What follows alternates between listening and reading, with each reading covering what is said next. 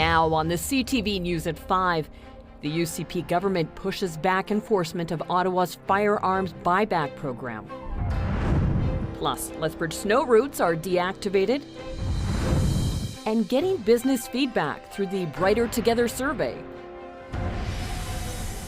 Telling your stories. CTV News Lethbridge with Jackie Scantlebury. Good afternoon. Thank you for joining us. The City of Lethbridge will not be exploring a ward system for municipal elections. City Council voted today against a motion that would have seen discussions around a potential ward system. Carson Marsouk reports. The City of Lethbridge will not be moving forward with plans to discuss a ward system. I'm obviously disappointed that we didn't at least take it to the community for a conversation.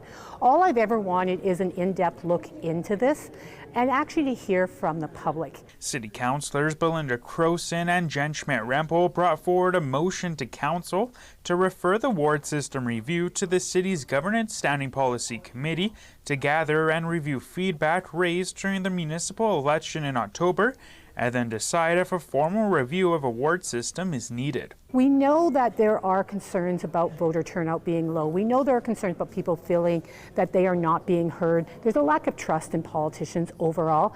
And actually having the public tell us they want us to look into something, want us to move forward with something, is one of the surest way of reducing trust. The council voted 7-3 against it. For me, it is frustrating because it does show a disrespect to the voter, and it shows that we're not listening to what our residents perhaps want. The potential for a ward system was raised during the 2021 municipal election and was put to a non-binding referendum question. At that time, 55% of voters voted in favor. The item then went to City Council, where the establishment of an electoral ward boundary commission with a cost of $300,000 was considered, but ultimately voted against. We can revisit things, like I said, Groundhog Day over and over and over again, and maybe we'll come to a different conclusion at some point in time, but at this point in time, it just didn't make sense to revisit the issue. In the event of a ward system, councillors would represent assigned areas rather than the entire city. Schmidt-Rempel says now was the time to bring forward the motion after only 19% of eligible voters cast a ballot in October. Would it be effective to increase voter turnout? I don't know, but it was a discussion that we really should be having because that's what the electorate wanted us to do. We didn't do that, and in that part, we are failing the people who elected us. Carson Marsouk, CTV News, Lethbridge. Alberta's Privacy Commissioner is raising concerns about the province adding healthcare numbers to driver's licenses. In a letter to the government, Diane McLeod says it will increase the risk of fraud. She says personal health numbers are a sought-after commodity on the dark web because of our publicly funded healthcare system. The province says adding healthcare numbers and citizenship to driver's licenses will make it more convenient for Albertans. McLeod has also warned that the Register of Motor Vehicles is not subject to privacy laws. The federal government will soon be rolling out its gun buyback program for individual firearms owners. Alberta's government calls it an unconstitutional attack on the rights of Albertans, saying it will use all legal means necessary to resist it. Since 2020, more than 2,500 types of assault-style firearms have been banned. Owners have until October 2026 to get rid of those guns or risk criminal charges for illegal possession of a prohibited firearm. There is a federal compensation program for those impacted by the ban. Today, the province tabled new legislation that instructs municipal police forces and the RCMP to not enforce the federal plan. This is not about public safety. It will not stop violent criminals, and it will not stop illegal guns from being smuggled across our borders. We will oppose any policy that undermines law-abiding firearm owners and does not combat the criminal use of firearms. Even though it's already recognized in the criminal code, the new legislation reiterates Albertans can use reasonable force to defend themselves, their families, and their homes from intruders. Lethbridge police have arrested a man from Delta, BC and charged him with money laundering after allegedly scamming a Lethbridge man. The 59-year-old man from Lethbridge lost $600,000 in an investment scam. The Lethbridge man reported he was scammed November 30th of 2024. He told police he talked online about investment opportunities and provided significant money. The scammer converted the money to cryptocurrency and then later put the funds into accounts outside of Canada where they couldn't be recovered. On November 26, 36-year-old Lynn Choi was arrested from BC. without incident. He was released from custody and will appear in court on January the 20th. Lethbridge police have also arrested 2 men in an attack that left a 29-year-old with life-threatening injuries. On November 29th, just after 9:30 in the morning, police responded to a fight with weapons along the 700 block of 3rd Avenue South. The man who suffered serious injuries was later airlifted to Calgary. He is still in hospital but now in stable condition. 51-year-old Marty Lee Franson and 29-year-old Gabriel Justin Franson were charged with aggravated assault and assault with weapon.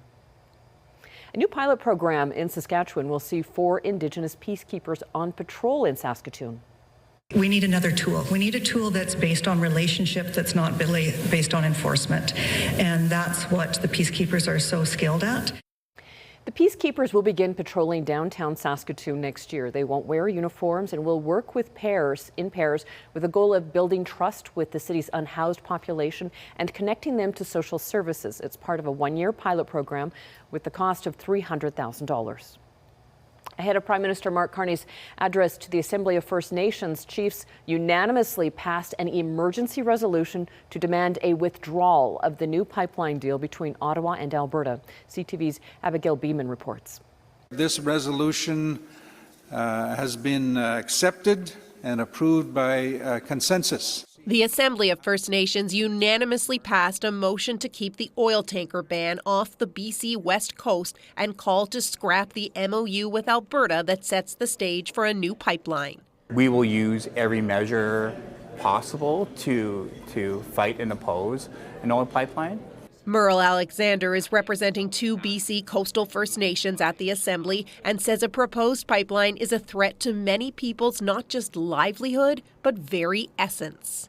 First Nations in Canada are feeling overwhelmed, that they're feeling as though the duty to consult is being undermined. Canada can create all the MOUs, project offices, advisory groups that they want, but chiefs are united. When it comes to approving large national projects on First Nations lands, there will not be getting around rights holders.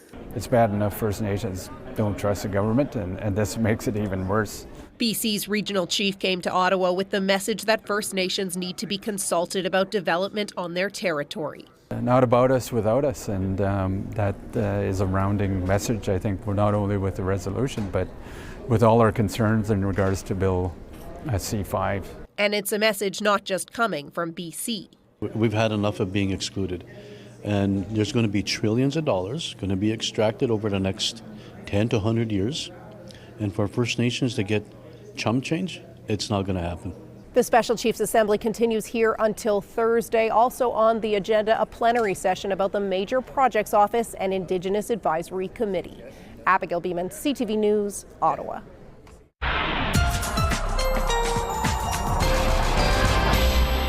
All right, Danielle Savoni joins us now. And Danielle, we're going to see a few days of positive daytime highs. Yes, temperatures are warmer really throughout this work week, but it's going to be gusty, so it comes at a bit of a price. Keep that in mind. Today we had the cloud cover, and we've had on and off flurries throughout the day in the Lethbridge area and many other communities in the far south. We'll talk more about that coming up. This is a look at the gusts that we had today. Over 70 kilometers per hour in Pincher Creek and around 70 in Lethbridge. And then when we look at temperatures at the moment, yes, we're above freezing in Lethbridge. And even though our temperature is just below freezing in Medicine Hat, because it is gusty, we're looking at feeling closer to -9 and even at times in the minus teens. We'll talk more about the warmer temperatures to come and when the snow comes to an end. That's just ahead, Jackie. All right, thanks, Danielle. Well, the city of Lethbridge has deactivated its snow routes after more than 17 centimeters of snow fell in the city over the past weekend. The city says residents were good about moving their vehicles in a timely manner to allow crews to plow the entire street. However, the city did issue more than 440 courtesy tickets, reminding motorists to move their car when snow routes are declared. About 200 of the 550 kilometers of roadways in the city are considered priority 1, 2, and 3. It can take the city between 24 to 36 hours to clean all roads designated as snow routes. We found that compliance is better with people moving their cars away from the snow roads. It actually helps us a lot because then our plows can plow way better, especially in the parking lanes, and move the snow right to the curb, that it creates not as many issues. The city will continue sanding roads across Lethbridge over the next week, and the city is also reminding residents to download the Lethbridge Loop app to stay up to date throughout the winter. And the city is looking to improve response times for firefighters at station number 5 over on the west side. City Council has approved a gravel road be built from fire station number 5 to Métis Trail West to increase response times to Copperwood and the crossings area. The station, which opened in 2020, only has one road in and one road out with no direct access to Copperwood. According to the fire department, installing a gravel road will reduce response times by more than 3 minutes and 30 seconds. The gravel road will cost $315,000, with the city able to recoup 30% of that once the road is fully developed. Economic Development Lethbridge has launched its annual Brighter Together survey. The downtown BRZ and Lethbridge Chamber of Commerce are surveying local businesses to better understand and evaluate the business landscape in the city. The survey results will help enhance local business services and reduce barriers to doing business.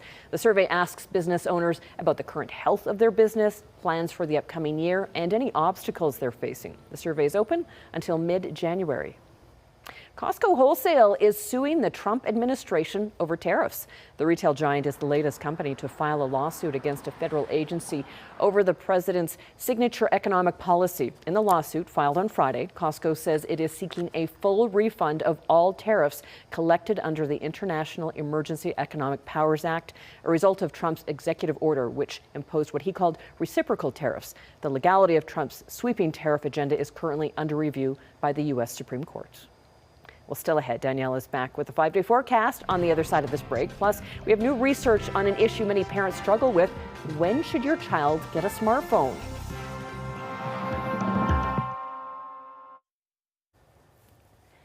Here's your Skywatch weather camera, and look at those clouds just slowly moving by. This is about an hour ago. So we had some snowfall today. We're not completely done with the snow for this week. We will have times when we see some flurries here and there. We're not looking at huge amounts, though, for this week. And mild temperatures overall, although mild in December is not that warm, just to throw that out there. 5 degrees, though, was the high in the city today. 0 in Regina, -8 in Winnipeg. So temperatures have certainly regulated in the prairies overall, and we've warmed up quite a bit in most communities. This comes at our price, though, our standard usual price in southern Alberta. So in the far south, this corridor, of course, was the gustiest, 72 kilometers per hour. That was the max gust in Pincher Creek, 70 in Lethbridge. And again, this has been predominantly out of the west, which is what has warmed our temperatures and why we're getting just above that freezing mark. It's been out of the north at times in Medicine Hat, 46 kilometers per hour. And certainly a bite in the air in Medicine Hat, feeling more like -9, at least with the wind chill. And when it gusts even higher than the sustained wind speed, it even feels colder than that. So just be prepared for some colder weather because of the wind. It makes things feel significantly colder than the base temperature you see here. Although it is +1 in Lethbridge and Pincher Creek, and we don't measure wind chill when we're above that freezing mark. Okay, radar and satellite showing you this second wave that has rolled in that's delivered a little bit of snowfall here and there. Again, this wasn't going to be a significant one, but sure, at times it reduces visibility out there, and most communities in southern Alberta in general picking up anywhere from 1 to 3 centimeters from this. And this is all said and done tonight, but you're still looking at the chance of pockets of snowfall right up until about 7 o'clock tomorrow morning, and then it's completely out of the way. So by the time we get into tomorrow morning, though, less likely to see it. It will be very isolated and should be a lot lighter, but you could run into a couple snowflakes tomorrow morning, and then some sunny breaks possible tomorrow afternoon. Then we have another little wave that's going to push on down, and it will mainly impact areas to the east of the QE2 and along QE2, but we may see a little bit of development closer to the Lethbridge area by late Thursday in through Friday. So we could pick up a little bit of snowfall then as well. Again, this isn't looking like a significant event, but it may lead to another centimeter of snow, Lethbridge and areas just to the east and south of Lethbridge, especially as we get into Thursday, late Thursday and Friday. We'll talk about that in long range in just a second. Wind chill of -12 tonight in the East Kootenay area, and tomorrow morning it will feel more like -12, especially early in the morning with that wind chill. -4 will be the base temperature for the daytime high, and hanging on to some cloud cover. Gusty, certainly in Crowsnest Pass for the next couple of hours, 40 kilometer per hour gusts. It's going to be even gustier tomorrow here 80-kilometer-per-hour gusts are certainly likely tomorrow. So the snow will taper off tonight. We'll have the sun tomorrow, but it will be gusty, and that's what will get us up to 0. Medicine Hat gusts out of the north, 40 kilometers per hour for the next couple of hours. Then the winds should start to calm down a little bit. It should be less windy in Medicine Hat tomorrow. And flurries may carry into as early as 7 o'clock tomorrow morning, and then in the afternoon a high of -4. All right, longer range forecast for Lethbridge. Gusts up to 60 kilometers per hour, maybe even 70 once again for tomorrow. Again, early AM flurries, but then sunshine in the afternoon. And we should be just above that freezing mark for Wednesday, Thursday, and Friday.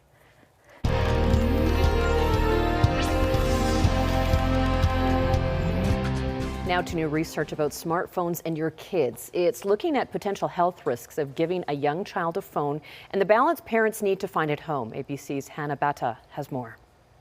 It's a question so many parents face. How old should your child be before getting them a smartphone? Now, a study in the journal Pediatrics finds children who had a smartphone before the age of 12 were at a higher risk for depression, obesity, and insufficient sleep than those who did not yet have one.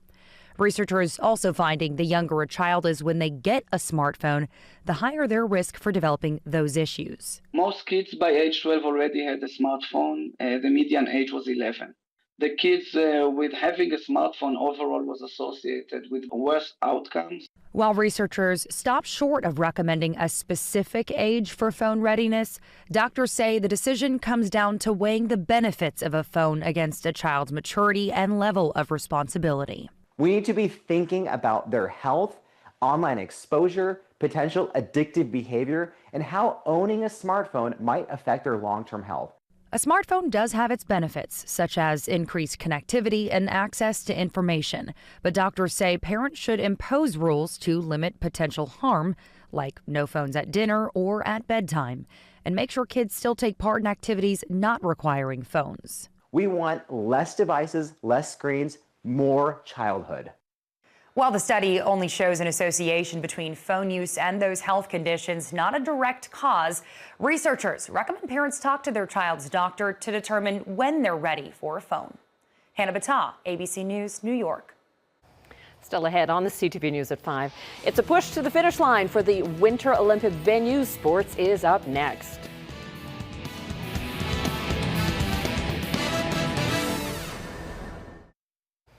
At least one member of the Lethbridge Hurricanes will represent their country this winter.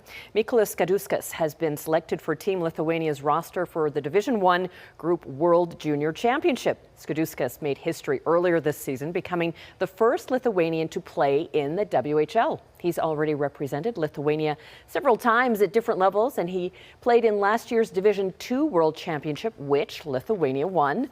This year's tournament runs from December the 8th to the 14th.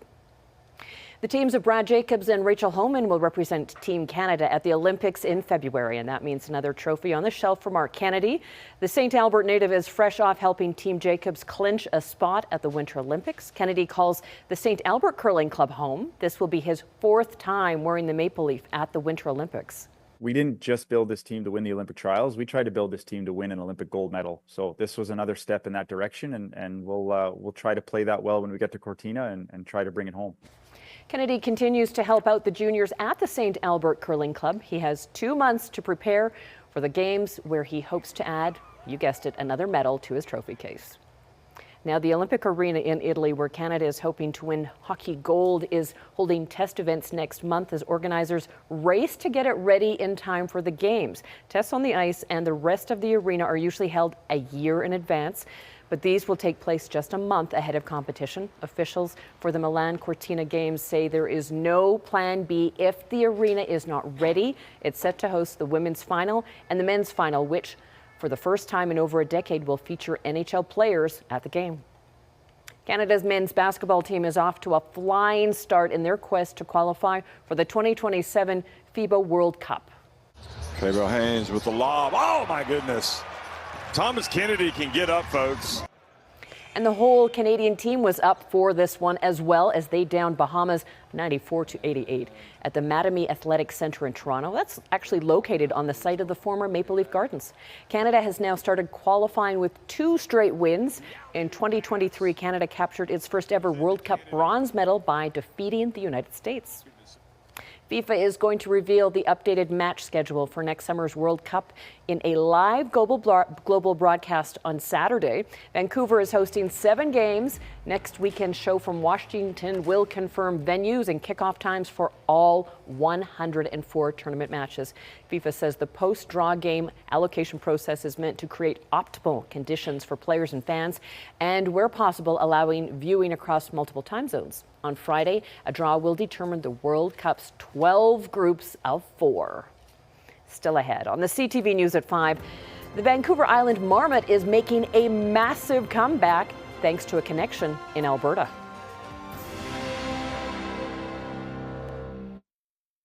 An animal unique to Canada is making a comeback, thanks in part to the Calgary Zoo's conservation program. The Vancouver Island marmot population was below 2 dozen, and now it is over 400, Andy Garland reports. Sibling rivalry is a part of growing up for these 2 Vancouver Island marmots. They're really rambunctious. They're a lot of fun to watch in the wild, and then they'll stop and they'll go and they'll boop noses, which is a pair bonding activity. They are 2 of 427 Vancouver Island marmots that are in the wild today. The early recovery plans that were drafted, 400 was the dream, right? That was sort of the initial kind of target. That was the goal. It's taken the Marmot Recovery Foundation more than 2 decades to reach the 400 milestone. The perspective that we try and take is, when we started this program, we could find 22. That was how many marmots we had left in the wild. The foundation says that the most effective and strongest tool for population growth has been the captive breeding program they do, alongside the Calgary Zoo's Wilder Institute, as well as the Toronto Zoo. It's important to recognize that when a population gets down to so few individuals out in the wild, it's really unlikely that they're going to recover without human intervention. It's unbelievable. Without the efforts of all of the partners and without ex-situ breeding for release into the wild, I can almost guarantee you that the Vancouver Island marmot would be extinct. Even though they're seeing good reproduction numbers, all parties agree the marmots are not out of the woods yet, and more work still needs to be done. Pups surviving to adulthood, I think we still have a bit of work left to go on that front. The other thing we want to see is good dispersal. So marmots moving around between colonies. The foundation adds that all the work being done to bring back the Vancouver Island marmot from the brink of extinction is all because of donations from Canadians wanting to see this made-in-Canada species thrive. Andy Garland, CTV News. Thank you for sharing this time with us. Now here's the early edition of CTV National News.